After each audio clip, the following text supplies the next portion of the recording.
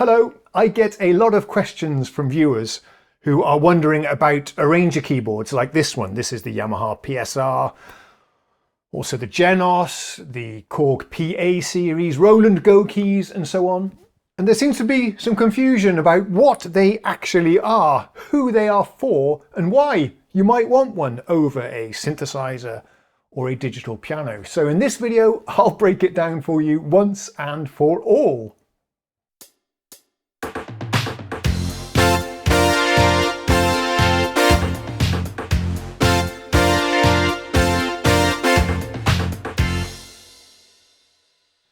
So what is an arranger keyboard then? Well, the most important distinguishing factor with arrangers is that they have built-in accompaniment styles. Accompaniment, almost like backing tracks, a whole band in various musical genres. These are often or usually called styles, in fact. And a keyboard like this has several hundred of them in various genres. Everything from pop music to ballroom to country to oldies, 60s music, 70s music, 80s music, music and show, you name it. World music even, Latin, dance, everything is built into these. So all of the musical genres you could ever wish for. And what the keyboard does is it senses what chords you are playing, usually with the left hand, although it doesn't have to be like that, but the keyboard is normally split. With your left hand, you're playing chords. The keyboard will then accompany you as you sing or play melodies with your right hand or improvise or whatever you want to do. The other thing, and this is why they're called arranger keyboards, in real time, the performer, of course, is choosing the chords, but also adjusting the accompaniment. If it's a busy accompaniment or a sparse accompaniment by using different variations, triggering fill-ins, perhaps even adjusting the effects on a mixer or muting different accompaniment parts to build up a performance. And all of that is done in real time by the performer as they're playing. And that feature is unique to arranger keyboards and what sets them apart from all other keyboard instrument categories.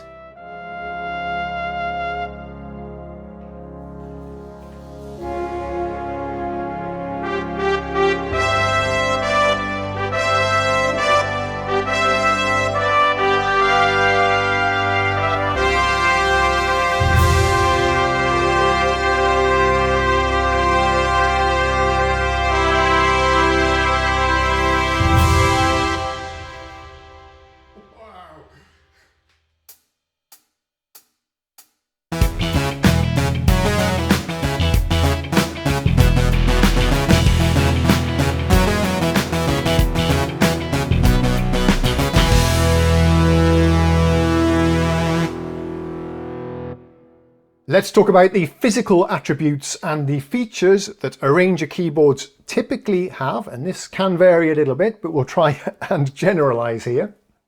As mentioned earlier, you always get a huge variety of accompaniment styles in various genres.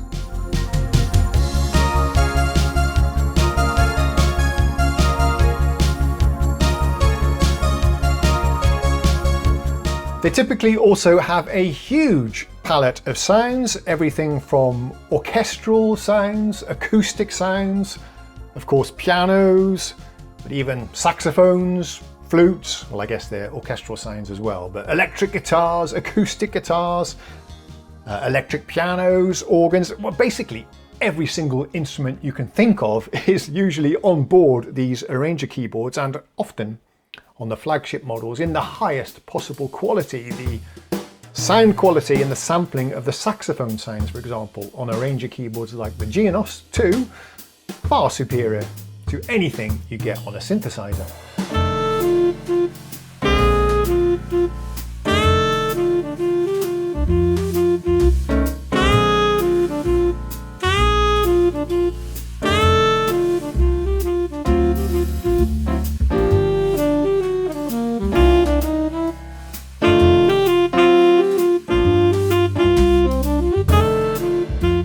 Since they also provide a full backing accompaniment, you also get wonderful, wonderful drum sounds, super realistic, and again, better on the flagship models than anything you find on a synthesizer. I think all arranger keyboards these days have features for recording your performances onto the machine itself or onto a USB stick. You can either record the MIDI data or the audio data, and even whatever you're singing into the microphone will be captured as well.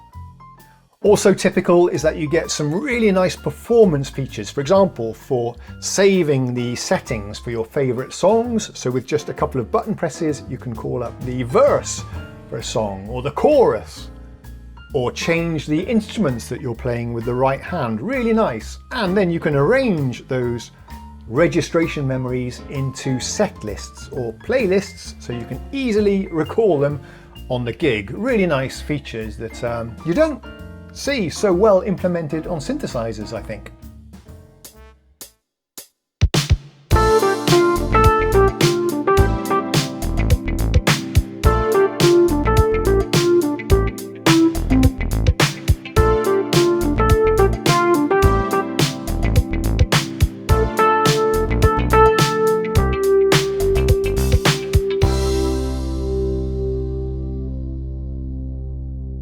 For the physical attributes, well, normally arranger keyboards have built-in speakers, which is a very convenient feature. I like it and appreciate it a lot, having everything built in so you don't need external speakers. However, on the flagship models like the YAMAHA GENOS, KORG PA5X, you don't get the speakers because I suppose they're more intended for stage use. I don't really understand why. It's a bit of a shame, I think. But anyway, you normally find built-in speakers. Let's just wait for the helicopter to pass. Okay, other obvious distinguishing characteristics of an arranger keyboard. Normally a large central screen, just like this one has. Often on the more expensive models, a touchscreen. Plus, obviously, loads and loads of buttons, knobs, faders and sliders. Quite a bewildering amount of knobs, actually, for a newcomer to the instrument, but it's all very logically laid out. And the idea is you need to have real-time control to arrange whatever you're performing in real time, hence why there are so many buttons and knobs. Everything is just a button press away. And if you are bewildered and want to learn more about the features and controls of arranger keyboards, I've done loads of tutorial videos for this, the PSR SX920, GENOS 1, GENOS 2 and the KORG PA5X, even the ROLAND Go keys. For performers that like to sing, you often have microphone inputs as well, and the flagship models even have vocal processors. Well, you can always add effects to the sounds, but the flagship models have vocal processors like vocal harmonizers that add like a choral or a choir effect to whatever you're doing. It's actually pretty cool. I'll make a video about that in the future.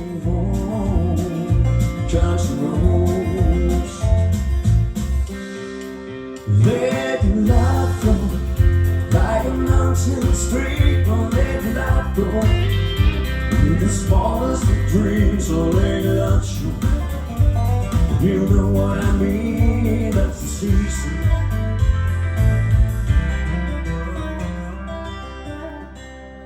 Whoa, some good country shots on there.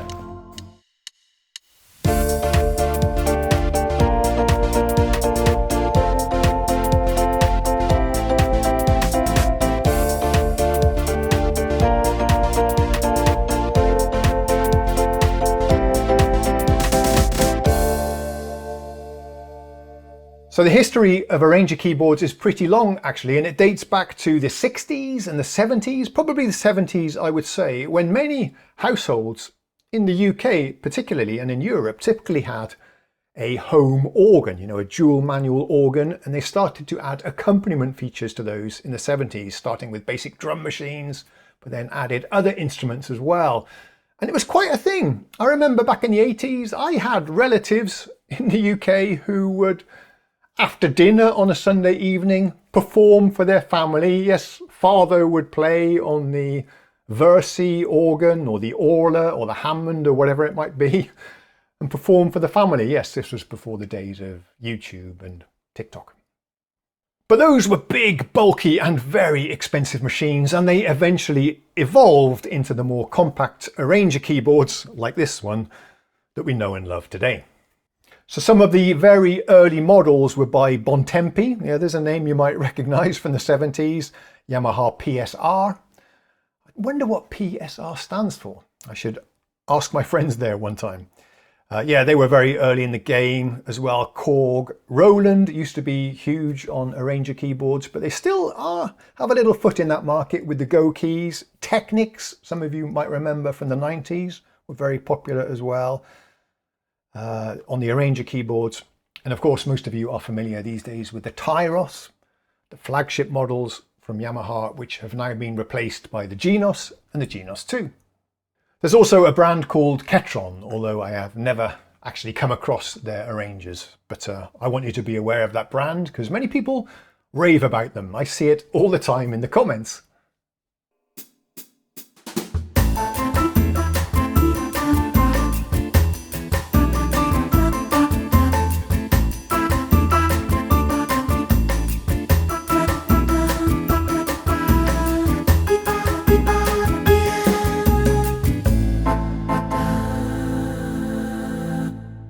So what isn't an arranger keyboard then? I've explained some of the benefits, the powerful features that they offer, but there must be some drawbacks, right? There are always trade-offs with musical instruments. Well, they're definitely not full-blown synthesizers. You don't get much capability to edit the sounds in any depth. Keyboards like this have a filter, cut-off, resonance control, some EQ as well. You can adjust the attack and release of the sounds. So that's quite a lot of tweaking actually, and more than I usually do on my synths. But if you want to really dive in, mess around with the oscillators and FM programming, and really tweak those envelopes and modulations, well, you're not going to be able to do that here. They're not really full-blown samplers or groove boxes either. If you want to build up a track from scratch, drop in and out parts in real time, sequence patterns, build it up into songs like you can do on an MPC or a Machine Plus, for example. Even some of the teenage engineering products. Well, this is not really the kind of thing for you either. I would say these are more about real-time performances than building tracks. You're probably better off using one of the other hardware groove boxes for that, or your PC. But in this day and age, there does seem to be some overlap between the flagship workstation synthesizers like the Montage, the Phantom, the Nautilus, the Kronos. Some of those have quite sophisticated arpeggiators that do react to what you're doing in real time and allow you to do a performance, kind of, but it doesn't come close to the backing accompaniments you get on proper arranger workstations like this one.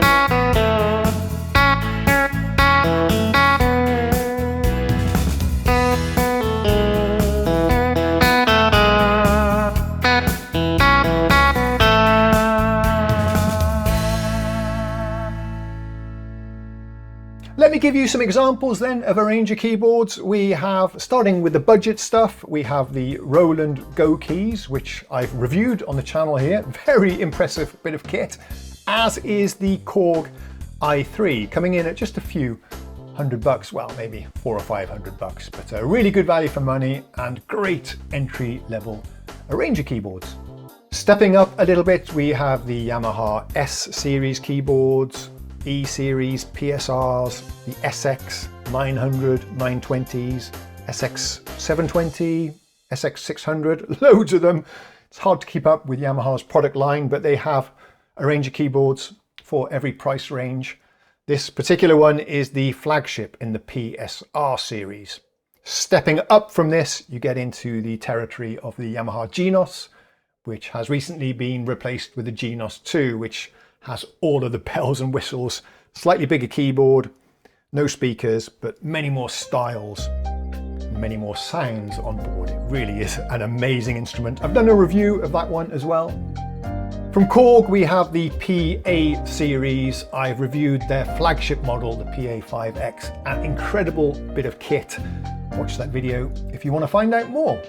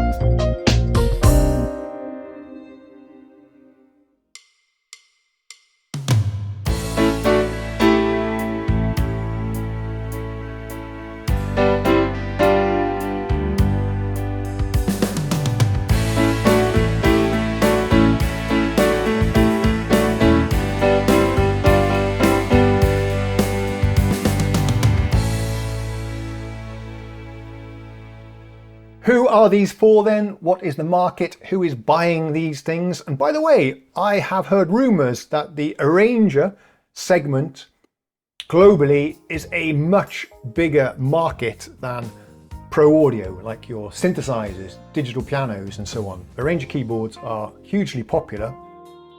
You may not have realized, and we'll talk about that later in the video, but who are they for? I think one obvious category is the one-man band or one-lady band acts. You can go out and do gigs with just this and yourself, playing your lead lines on the keyboard or singing preferably, which is much more entertaining, I think. This is something I'm working on doing myself, but yeah, one-man bands, solo acts, just going out all by yourself and taking all of the money for yourself. You don't have to split it with a band, and it's also perfect for many venues where a full band would not be suitable, but something like this with all of the accompaniments built in is absolutely perfect. And by the way, they sound fantastic.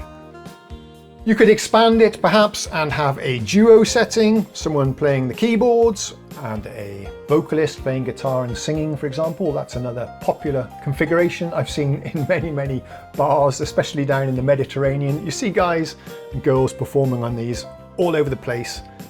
They're always really popular. You'd be surprised. Something that the manufacturers always say, and I suppose it's true, is that for songwriters, these are a great tool as well. If you're just fleshing out a song, trying to figure out the chords, and you want to try it with a band before you take it to the studio and record with session musicians or your band mates, you can flesh it out at home, just trying different accompaniment styles in different genres, seeing what works. So yeah, I think that's a pretty powerful tool. And of course, you can then record your arrangement, your performance onto the USB as an audio file, and that's your demo tape. You don't hear about this very much, but it's certainly another usage of this. If you were to connect this to your computer, to your DAW, where you have a very powerful sequencer, presumably, then this thing can act as a 16-track sound module with some of the very best acoustic and synth sounds available on any keyboard today, and that is absolutely perfect for sketching out arrangements, songs and tunes, film scoring perhaps. You could definitely do it on something like this if you were to connect it to your DAW. Having said all that, I think the majority of purchasers of keyboards like this are home players, just entertaining themselves in the comfort of their own home, or perhaps performing for family and friends. And that's just fine. I myself have been in that category for many years. I love playing these things at home. There is no other category of keyboard instrument that brings me so much enjoyment as arranger keyboards, and that's the truth. And it's the only category of keyboard that my family actually enjoy listening to, so that says a lot.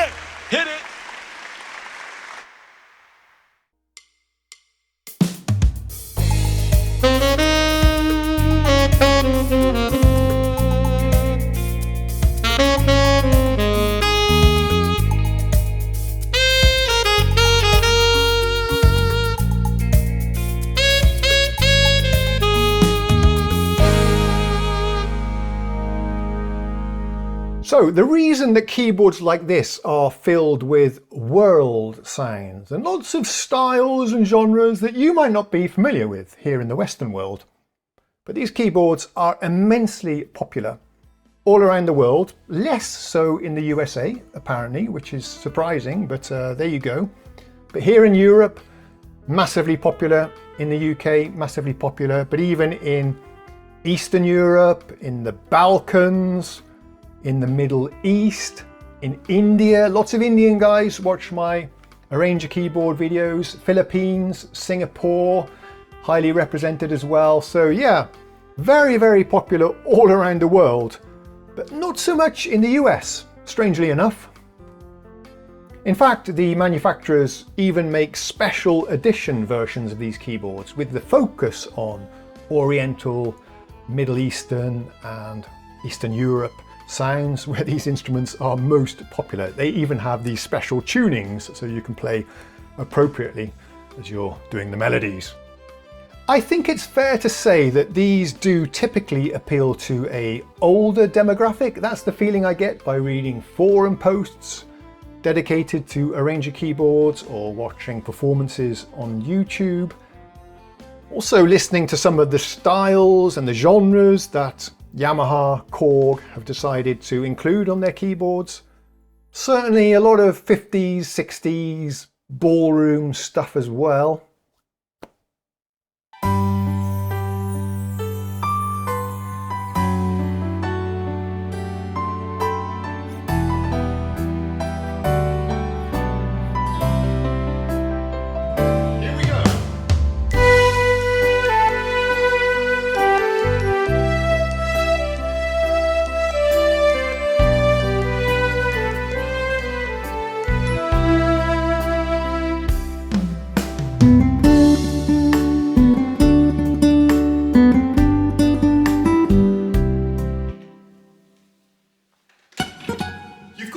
Keyboards like this with an open mind. Just have fun and embrace the cheese.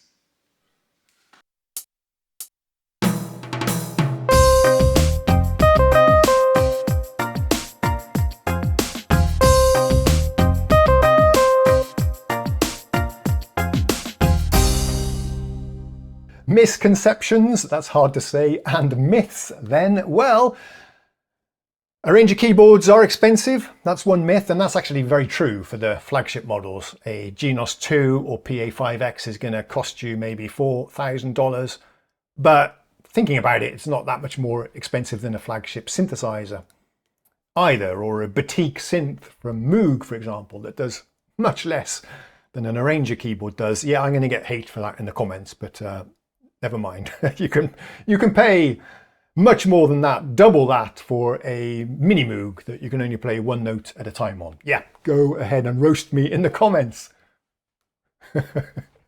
But you don't have to pay a lot of money. A keyboard like this is about $2,000 and that's the high end.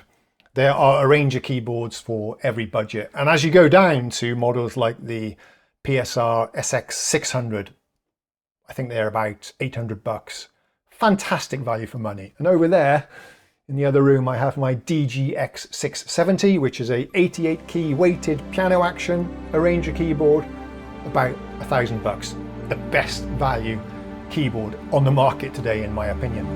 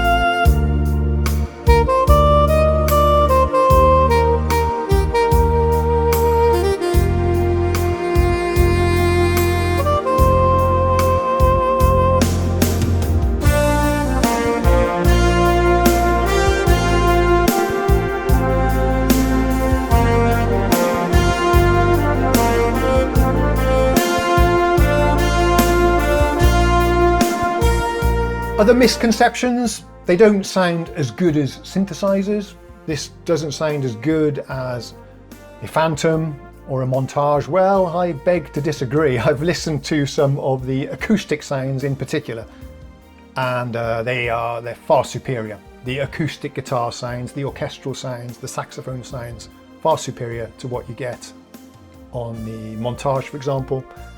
Especially with the super articulations. As you're playing, they will in real time add, if you're playing a saxophone, slides, different articulations and dynamics as you're playing. It sounds absolutely superb. The saxophone sound, one of the saxophone sounds on here has about 7,000 different samples. That's just incredible. Perhaps the synthesizer sounds are not as good as you get on a proper synth. I'm not sure about that myself. The synth sounds on here sound really great.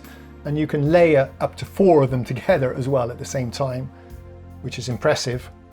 But of course you don't have the editing capabilities that you get on a real synth, nor do you have the real-time synthesizer tweaking controls. Another misconception, people seem to think sometimes that these things are just playing themselves and the performer is doing absolutely nothing. Not true. Wow, this is a real workout to play an instrument like this. You're having to remember the lyrics, sing, play the right chords at the right time. Your left hand is getting a real workout. At the same time, you're manipulating the arrangement in real time, changing the variations, doing fills, dropping parts in and out, so on and so on. You are working to 150% of your mental capacity when you're performing on an Arranger keyboard. They do not play themselves. Although having said that, you can use the sequencer and the chord sequencer, and they do. It's up to you. And another misconception, perhaps truth, is that they can sound cheesy, but it depends who is playing it, what they are playing, and how they are playing it. It's entirely up to the performer if it sounds cheesy or not. Many performers like to play cheesy music, and that's okay. I quite enjoy listening to it too.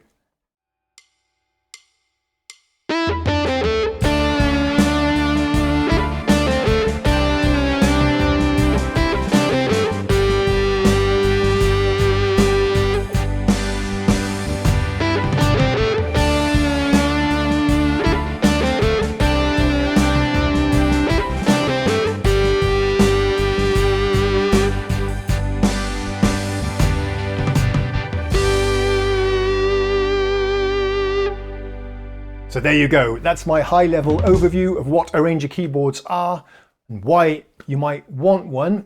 In just a few minutes, I'm going to go on to the next video and shoot a video describing all of the features of Arranger keyboards, digging into the styles, the sounds, registration memories, one-touch settings, multipads. What is all of this stuff? This was baffling to me when I was getting into the Arranger keyboard scene. So I'll do a video breaking down all of those key concepts for you. So stay tuned for that. Please subscribe to the channel. Tell you what we'll do, actually. If more than 20 of you subscribe to this video, yeah, I'm pushing up my subs at the moment. I want to get to 100k. If 20 of you subscribe to the video, then I'll make the deep dive feature video for you, okay? Stay tuned in that case. And yeah, hopefully enough of you want to see that so that you subscribe and don't unsubscribe. Whatever, I'm wittering away now. Thank you so much for watching. I'll see you next time. Cheerio.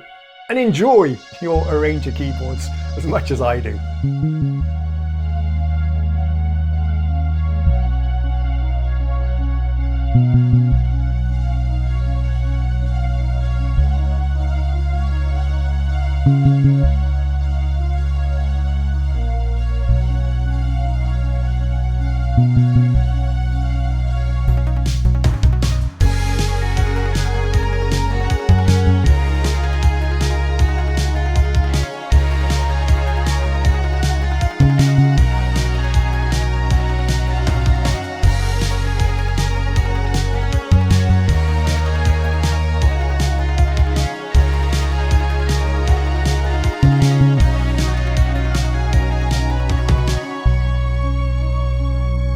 you.